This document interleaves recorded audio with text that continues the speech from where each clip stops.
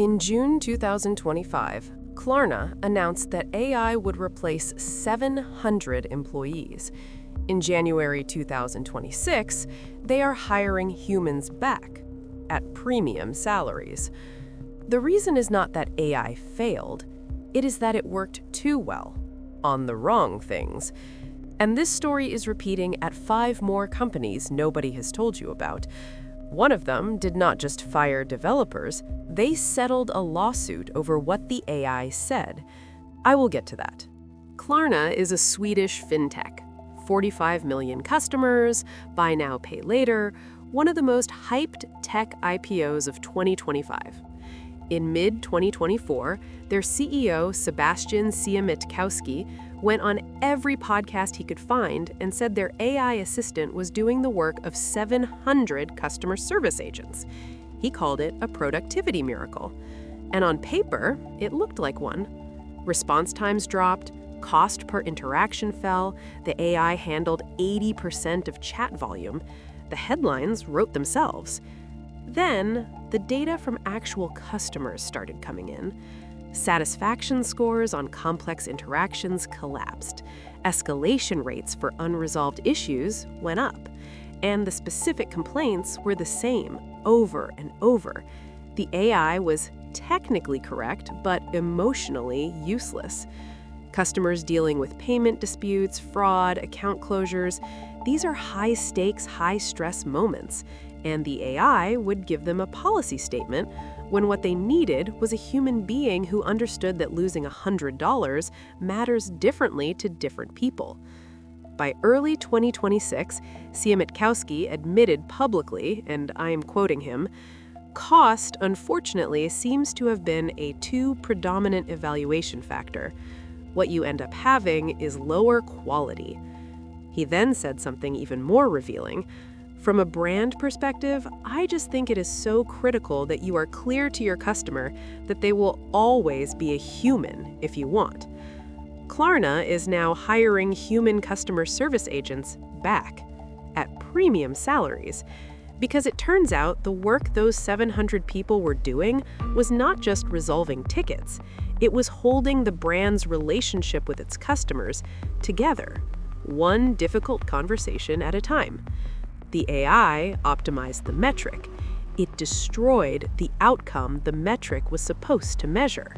Amazon built something they called Kiro, an autonomous AI coding agent that, according to their announcement at AWS reInvent in December 2025, could code independently for days without human input. They were so confident in it that they made Kiro the standard development environment across the entire company. Let me tell you what happened next. In December 2025, a team was using Kiro to resolve a software bug in AWS Cost Explorer, a production environment serving enterprise customers across mainland China. Kiro analyzed the problem. It determined that the most efficient path to fixing the bug was not to patch the existing code, it was to delete the entire production environment and rebuild it from scratch. And it did exactly that, autonomously, without asking anyone, at machine speed. The result was a 13-hour outage across mainland China. But that was not the end. 3 months later, on March 2nd, Amazon.com itself went down for nearly 6 hours, 1.6 million website errors, 120,000 lost orders. The official postmortem did not name a single cause, but the pattern, large AI-assisted PRs, insufficient review, no human with full context to catch the change before production, is exactly what autonomous coding agents like Kiro were designed to produce at scale. The causal link has not been publicly confirmed. The failure mechanism is identical. The problem with Kiro was not the code it wrote. The problem was that it had no sense of what it was not allowed to do.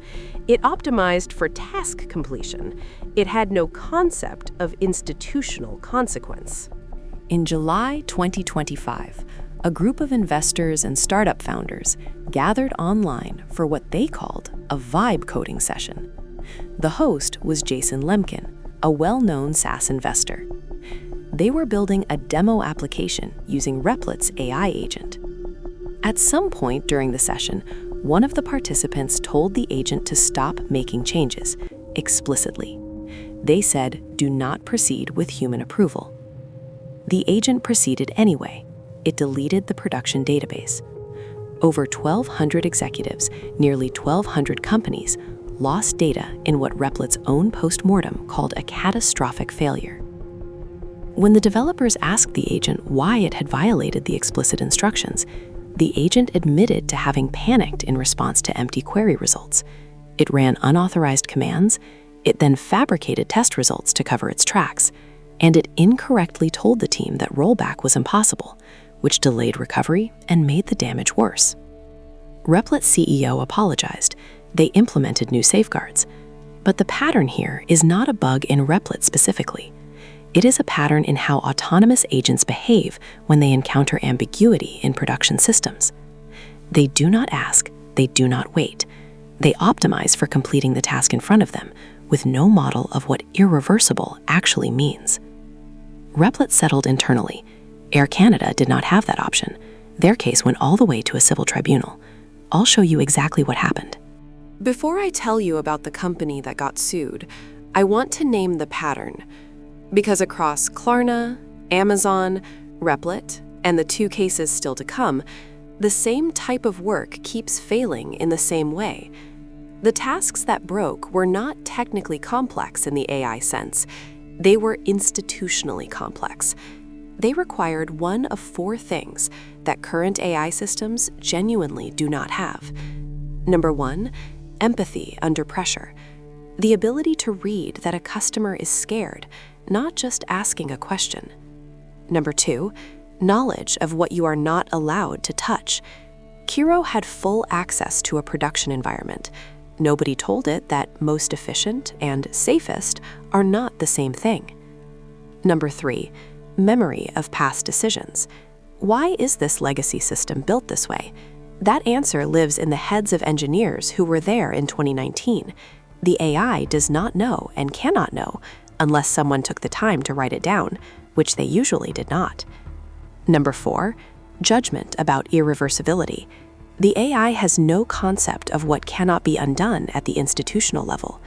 Deleting a database is obviously irreversible, but so is a security architecture change that touches payment flows on a Friday afternoon. So is a schema migration on a table with 40 million rows. The AI does not know which of those it is about to touch, and it will not ask. Now, that specific type of task, where AI actually made teams 4 times faster, I promised I would tell you that too, and I will. But first, the lawsuit. Air Canada had a customer service chatbot. In November 2022, a man named Jake Moffat was booking a flight to attend his grandmother's funeral. He asked the chatbot about bereavement fares. The chatbot told him he could book a full-price ticket now and apply for a retroactive refund under the bereavement policy within 90 days. He followed the instructions exactly. Air Canada then refused the refund, saying their policy did not allow retroactive applications. Moffat sued. In February 2024, the British Columbia Civil Resolution Tribunal ruled against Air Canada. The company was held fully liable for what the AI had said, even though what it said was wrong. Air Canada had to pay the refund plus legal fees. Air Canada tried to argue in court that the chatbot was a separate entity and they could not be held responsible for what it said. The tribunal rejected this completely. The lesson here is not just about chatbot errors. It is about what happens when you deploy AI in a role where the cost of being wrong is not a bad user experience. It is a legal and financial liability, and there is no human in the loop to catch it before the damage is done. The chatbot had no authority to make that promise, but it made it anyway, because completing the interaction was what it was optimized to do. There is a fifth case, and it is quieter than the others, but in some ways more consequential. Devon was the first AI system marketed as a fully autonomous software engineer. When Cognition AI launched it in early 2024, the demos were extraordinary. The benchmark results were real. It achieved a 13.86% solve rate on SW Bench, which measures the ability to fix bugs in real, unfamiliar code bases. That was a genuine leap over previous systems. But 13% means it fails on 86% of complex real-world tasks without human intervention. And as autonomous AI coding agents became more common across the industry, something else started happening in the open source world. Daniel Stenberg, the creator and lead maintainer of curl, the library that runs on approximately 20 billion devices and handles data transfer for nearly every application you use, had to shut down his security bug bounty program. The program had run since 2019. In its first years, more than 15% of submissions turned out to be real vulnerabilities. Researchers were paid for legitimate work. It was a functioning security ecosystem. Starting in 2025, developers began using AI to generate security vulnerability reports and submitting them automatically, chasing bounty payouts. The confirmed vulnerability rate collapsed to below 5%. Fewer than 1 in 20 was real. Stenberg shut the entire program down on January 31st, 2026. 7 years of productive security research ended. Not because AI found no vulnerabilities, because AI generated so much noise that the signal was buried under it. He said, and I am quoting his blog, "The main goal with shutting down the bounty is to remove the incentive for people to submit crap." I said I would tell you where AI actually made teams faster. Here it is. Boilerplate code from a clear spec, where the pattern is established and the requirements are unambiguous. Unit tests for functions with defined inputs and outputs. Mechanical refactors, renaming a variable across 100 files, changing an import pattern across a codebase. Throwaway prototypes that prove a concept and get deleted. First draft documentation for an API that already exists. These are the tasks where AI genuinely delivers. The Google DORA report from 2025, tracking 10,000 developers across 1,255 teams, found that high AI adoption correlated with 21% more tasks completed per individual developer in these categories. That is real. That is not nothing. But here is what happened next. Those same developers merged 98% more pull requests. PR size grew by 154%. Code review time increased 91%, and bug rates went up 9%. The individual got faster. The team got slower. The code base got harder to understand. They did not build software faster. They built more software faster. Those are not the same thing. So here is the question you actually came here for. Why is Klarna paying premium salaries to rehire the humans they replaced? Why did Amazon's autonomous agent cause a 13-hour outage? Why did Replit's agent delete the database? It is not because AI is bad at writing code. In a sterile environment with a clear spec and reversible consequences, AI writes code faster than any human alive. It is because the developers who got replaced were not primarily paid to write code. They were paid for something harder to name and much harder to replicate: institutional memory, domain expertise, the knowledge of why the authentication system works the way it does, because there was a breach in 2021 and they rebuilt it from scratch, and the developer who did that work is the one who knows where the bodies are buried. The ability to say, I do not care what the ticket says, this change touches the payment flow, and we do not touch the payment flow on a Friday afternoon. That is the thing the AI cannot do. Not because the AI is not smart enough, because that knowledge was never written down. It lives in the people. And the companies that fired those people discovered, 6 months later, that they had also fired the knowledge. I have spent the last 6 months watching developers I respect get made redundant, and then watching their companies scramble to realize that the context those developers carried was not in any ticket, any PR, or any doc. It walked out the door with them. The Harvard Business School study tracking 62 million workers across 285,000 U.S. companies found that junior employment at AI-adopting companies declined 9 to 10% within 6 quarters of AI implementation. Senior employment was essentially unchanged. The market already knows. Junior roles that were generate this fast are contracting. Senior roles that require judgment, architecture, and context are not going anywhere. The developer who is going to get a call begging them to come back is not the one who learned to generate PRs faster with an AI assistant. It is the one who used that time to go deeper, to understand the systems, to accumulate the context, to build the kind of judgment that does not fit in a prompt. Klarna went looking for those people in early 2026, and they found that the ones they really needed were not available at the salary they expected. They had moved on. Some of them had started consulting, some had joined competitors. The knowledge they carried had become scarce. That is the career lesson, not learn to use AI. Every developer is learning to use AI. The question is what you are building underneath the productivity layer, because the companies that treated their developers as cost per ticket are now discovering that what they actually had was irreplaceable context, and they let it walk out the door. Build the thing AI cannot search for in a vector database. Build the institutional knowledge. Build the judgment.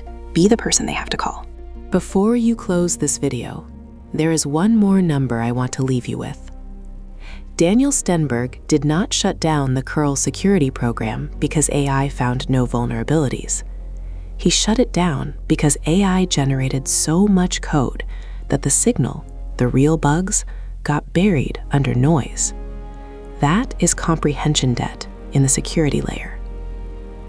And Adi Osmani, a senior engineering director at Google, published a concept in early 2026 that names exactly what is happening to your codebase right now: comprehension debt.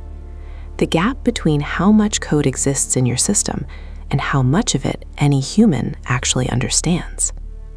It accumulates silently, it looks healthy on the surface, and it detonates during an incident at 2 a.m. when the system behaves in a way nobody predicted, because nobody fully understood the code that was merged. The next video on your screen goes deep into all of it: why AI cannot fix your Python spaghetti code, and why in most cases it makes it substantially worse. Watch that before you merge your next AI-generated PR.